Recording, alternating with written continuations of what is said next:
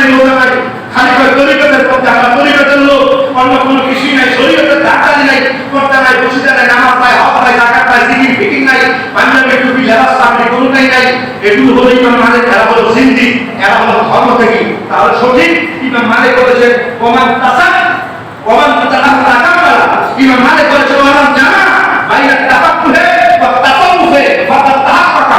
শরীয়ত মেনেছে এবং তরিকত মেনেছে, ইমাম মালিক রাহমাতুল্লাহ আলাইহি বলেছেন এই মানুষটি হয়ে গেছে খাঁটি আল্লাহ সুবহানাল্লাহ। তাহলে ভাই একজন মানুষের জীবনে যেমন শরীয়ত দরকার, একজন মানুষের জীবনে তরিকত দরকার। কথাটা ঠিক না? কারণ এই মানামত যখন কোনো মানুষ পৌঁছে যায়, এবার হাবিব কিবরিয়া হাদিসে বলেছেন সহিহ Bukhari Nabi Hurairah radhiyallahu alaihi wasallam qala Allahu azza wa jalla tabaraka wa ta'ala khama yataqarrabu ilayya bin nawafil hatta ahabtu fa idza ahabtu kuntu lahu sam'ahu alladhi yasma'u bihi wa basarahu alladhi yabsuru bihi wa yadahu alladhi yadullu bihi alladhi yamshi bihi ma fa idza sa'ala shay'an a'taytuhu rawahu al-Bukhari